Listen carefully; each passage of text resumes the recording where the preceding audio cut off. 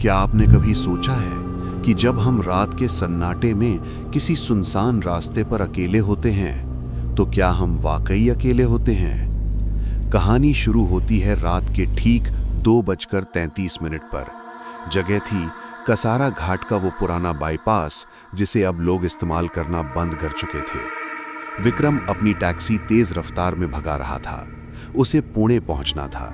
उसकी टैक्सी की पिछली सीट पर एक पैसेंजर बैठा था, मिस्टर खन्ना, एक रिटायर्ड बैंक मैनेजर जो पिछले 1 घंटे से बिल्कुल खामोश थे। बारिश इतनी तेज थी कि वाइपर की आवाज भी किसी चेतावनी जैसी लग रही थी। Swish swish swish. अचानक कार के रेडियो ने काम करना बंद कर दिया। सिर्फ एक अजीब सी स्टैटिक आवाज गूंजने लगी और तभी विक्रम की नजर डैशबोर्ड पर लगी घड़ी पर गई। 2:33 AM। उसने इग्नोर किया और एक्सेलरेटर दबा दिया। उसे लगा शायद ये बारिश की वजह से नेटवर्क की दिक्कत है, लेकिन उसे नहीं पता था कि ये रात कभी सुबह नहीं होने वाली थी। करीब 10 किलोमीटर चलाने के बाद विक्रम को सड़क के किनारे एक पीले रंग की बोर्ड दिखी, भैरवगढ़ 15 किलोमीटर। विक्रम ने सोचा, चलो आधा रास्ता कट गया। पीछे बैठे मिस्टर खन्ना अभी भी बुत बनकर बैठे थे। न कोई हरकत, न कोई सांस लेने की आवाज। विक्रम ने रियर व्यू मिरर में देखा। अंधेरे की वजह से उनका चेहरा साफ नहीं दिख रहा था। बस उनका वो काला कोट और हाथ में पकड़ा हुआ एक पुराना लेदर बैग दिखाई दे रहा था। सर, एसी ठीक है? विक्रम ने झिझकते हुए पूछा। पीछे से कोई जवाब नहीं आया, बस सन्नाटा। विक्रम ने फिर से गाड़ी की रफ्तार बढ़ाई। करीब 20 मिनट तक वो लगातार गाड़ी चलाता रहा। सड़क बिल्कुल सीधी थी, कोई मोड़ नहीं। तभी हेडलाइट की रोशनी में उसे फिर से वही पीला बोर्ड दिखाई दिया, भैरवगढ़ 15 किलोमीटर। विक्रम के माथे पर पसीना आ गया। ये क्या मजाक है? 20 मिनट पहले भी 15 किलोमीटर था, अभी भी 15। उसने अपनी गलाई घड़ी देखी। समय था 2:33 AM। घड़ी की सुई हिली ही नहीं थी। विक्रम का गला सूखने लगा। उसने स्टीयरिंग पर पकड़ मजबूत की। शायद घड़ी खराब हो गई होगी, उसने खुद को समझाया। लेकिन डर तब हकीकत में बदला जब उसने सड़क के किनारे एक पुराने बरगद के पेड़ के नीचे एक लालटेन जलती देखी। वहां एक औरत खड़ी थी जिसने लाल साड़ी पहनी थी और वो बारिश में भीग रही थी। उसने हाथ देकर लिफ्ट मांगी। विक्रम ने गाड़ी नहीं रोकी।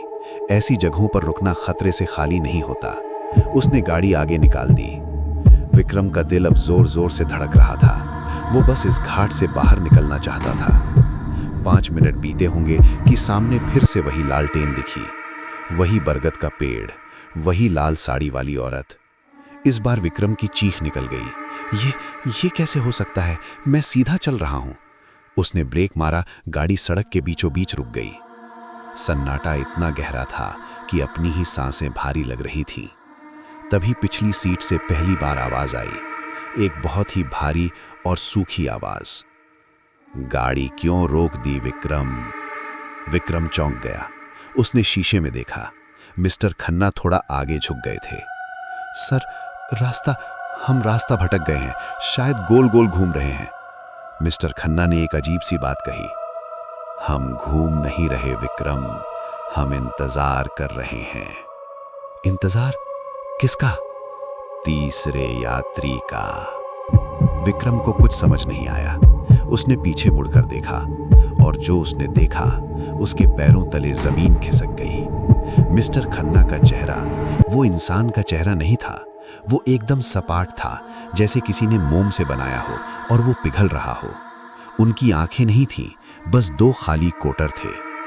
विक्रम चिल्लाया और गाड़ी का दरवाजा खोलकर बाहर भागा। बारिश मूसलाधार हो रही थी।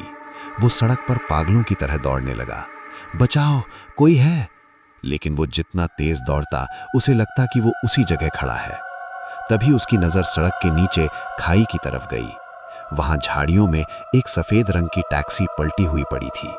गाड़ी पूरी तरह पिचक चुकी थी और उसमें से धुआं निकल रहा था। विक्रम के कदम रुक गए।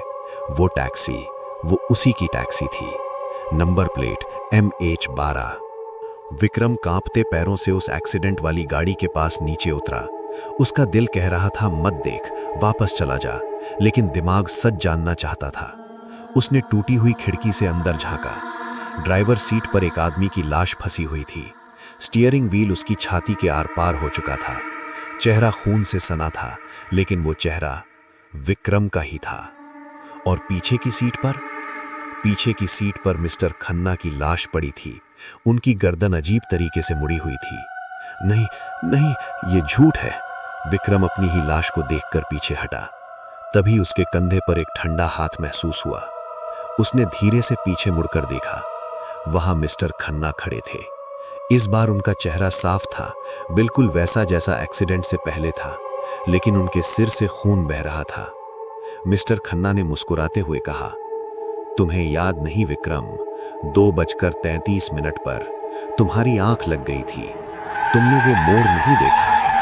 विक्रम को अचानक सब याद आ गया। ट्रक की तेज रोशनी, टायर फटने की आवाज और फिर खाई में गिरने का वो भयानक झटका। तो मैं मर चुका हूं, विक्रम फुसफुसाया। मिस्टर खन्ना ने उसकी तरफ हाथ बढ़ाया। सिर्फ तुम नहीं विक्रम, वो औरत जो लिफ्ट मांग रही थी, वो भी इसी मोड़ पर मरी थी 10 साल पहले। हम सब यहीं फंस गए हैं, इसी लूप में। विक्रम को अब दर्द महसूस नहीं हो रहा था, बस एक अजीब सी शांति थी। उसने देखा कि दूर सड़क पर उस लाल साड़ी वाली औरत के पास एक और गाड़ी रुक रही है। एक नई गाड़ी, एक नया शिकार। मिस्टर खन्ना ने कहा, चलो विक्रम, अब हमें वापस जाना होगा। 2:33 बजने वाले हैं। एक्सीडेंट फिर से होगा। हमें वो दर्द फिर से सहना होगा, बार बार, हमेशा के लिए। विक्रम ने अपनी कलाई घड़ी देखी। 2:33 AM। उसकी आंखों के सामने अंधेरा छाने लगा। अगले ही पल विक्रम ने अपनी आंखें खोली। वो ड्राइवर सीट पर था। वाइपर चल रहे थे, स्विश स्विश। रेडियो पर स्टैटिक शोर था।